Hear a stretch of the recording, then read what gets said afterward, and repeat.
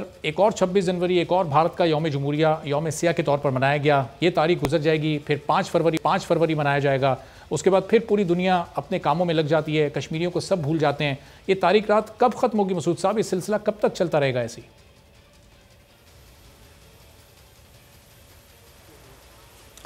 دیکھیے، ایک تو میں سب سے پہلے یہ کہوں گا کہ بھارت یوم جمہوریہ منا رہا ہے، لیکن وہ ایک نوآبادیاتی قوت ہے، وہ ایک کلونیل پاور ہے.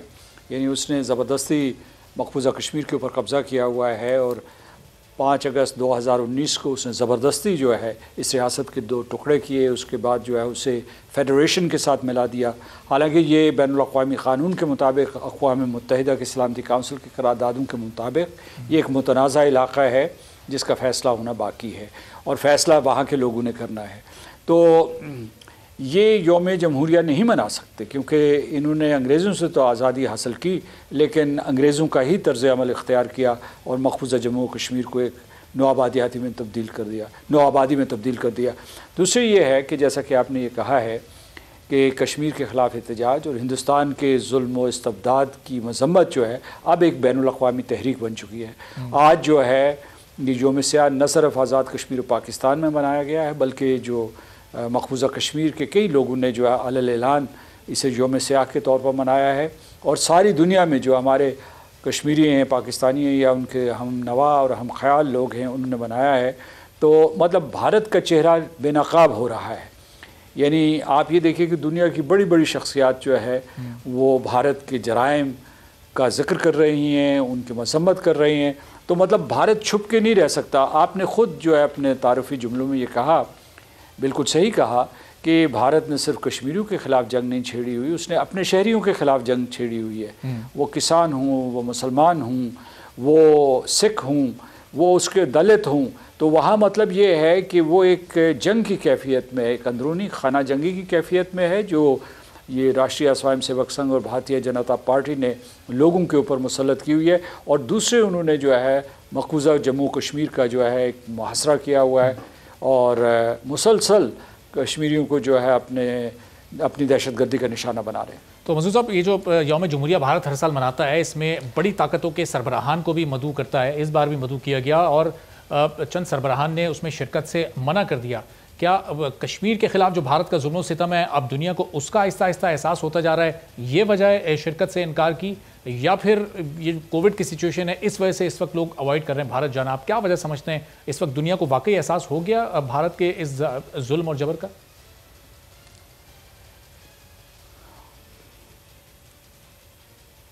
دیکھیے، ہمارا شکوہ ہے کہ دنیا کو جس قسم کے رد عمل کا اظہار کرنا چاہیے تھا انہوں نے نہیں کیا ہے. یعنی ٹھیک ہے، کچھ بیانات آئے ہیں، اقوام متحدہ سے بھی آئے ہیں، دنیا کی بڑی طاقتوں سے بھی آئے ہیں. جو مضبوط ترین آواز آئی ہے وہ اسلامی تعاون تنظیم کی طرف سے آئی ہے. جو ان کا وزارتی اجلاس ہوا تھا، اس میں ایک بہت ہی مضبوط قرارداد پاس کی گئی تھی. ہندوستان کے تمام جرائم جو 5 اگست 2019 سے اس نے سرزد کیے ہیں ان کو گنوایا گیا، ان کی شدید مذمت کی گئی. لیکن جو فیصلہ کرنے والی طاقتیں ہیں یا قوتیں ہیں، انہوں نے کھل کر ہندوستان کو نشانہ تنقید بھی نہیں بنایا، اور دوسرا یہ خود جواب دہ بھی نہیں ٹھہرایا.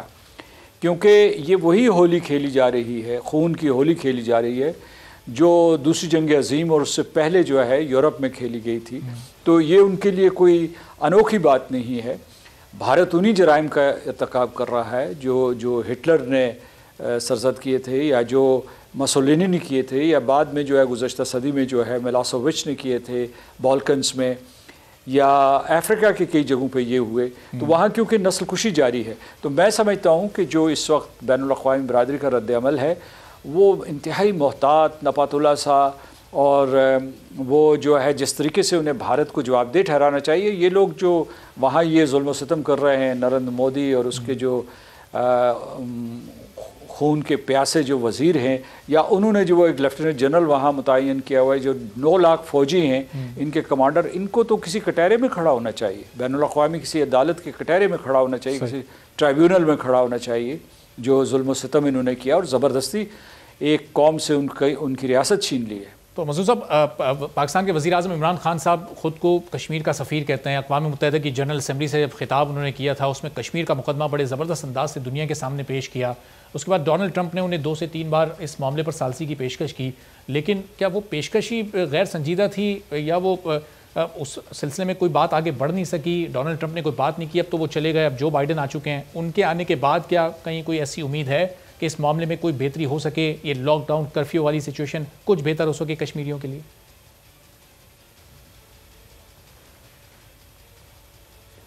دیکھیے، آپ نے کہہ دیا کہ جو صدر ٹرمپ ہیں ان کی وہ کوشش غیر سنجیدہ تھی.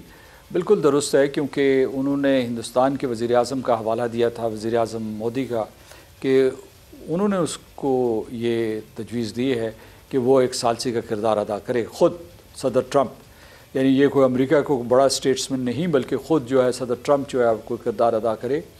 اور جو ہی اس نے یہ کہا تو بھارت سے تردید آ گئی. ان کے دفتر خارجہ نے، ان کے وزیر خارجہ نے اس کی لوک سبھا میں اور میرا خیال راجیہ سبھا میں جا کے تردید کر دی تھی.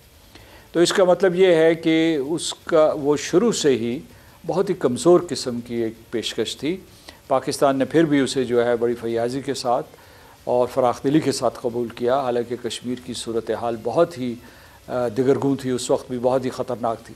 اچھا، دوسری چیز یہ آپ نے سوال یہ پوچھا ہے، بعد میں جو ہے صدر ٹرمپ، آپ کو یاد ہوگا کہ وہ بڑے محتاط سے بیانات دینا شروع ہو گئے. ان کا کہ اگر ہندوستان اور پاکستان تیار ہوں گے تو میں ایسا کروں گا، تو مطلب وہ ٹال گئے اس کے اوپر. دوسری یہ بھی بڑی حیرت کی بات تھی کہ بھئی ایک جو حاضر سروس صدر ہے اس کے لیے مشکل ہوتا ہے، دونوں ممالک جس کے ساتھ اس کے سفارتی تعلقات ہیں، تو وہ ایک غیر جانبدار ثالث کے طور پر اپنا کردار ادا کرے، کیونکہ ویسے بھی امریکہ کی جو پالیسیز ہیں اب ان کا جھکاؤ بھارت کی طرف ہے، پاکستان کی طرف کم ہے. یعنی بھارت، پاکستان کے اور امریکہ کے بھی تعلقات ہیں، لیکن جو پلڑا بھارت کا بھاری ہے امریکی تعلقات کے حوالے سے.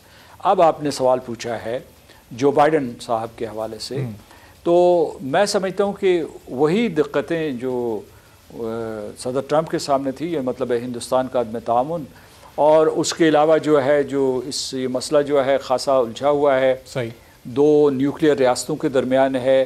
کشمیری جو ہے ان کو کبھی جو ہے ان سے مشاورت نہیں کی گئی، تو انہی مشکلات کا ان کو بھی سامنا کرنا پڑے گا. ہماری جو ہے صدر جو بائیڈن سے اور کیملا ہارس سے سب سے پہلی توقع یہ ہے کہ جس طریقے سے وہ انتخابی مہم میں کھل کر ہندوستان کی مذمت کرتے تھے اور کشمیریوں کو کہتے تھے کہ تم تنہا نہیں ہو، ہم تمہارے ساتھ کھڑے ہیں، ویسے بیانات صدر اور نائب صدر بننے کے بعد بھی دیں، کیونکہ اس کا تعلق حقوق انسانی سے ہے اور انسانی حقوق کے قانون سے ہے، ہیومینیٹیرین لاء سے ہے.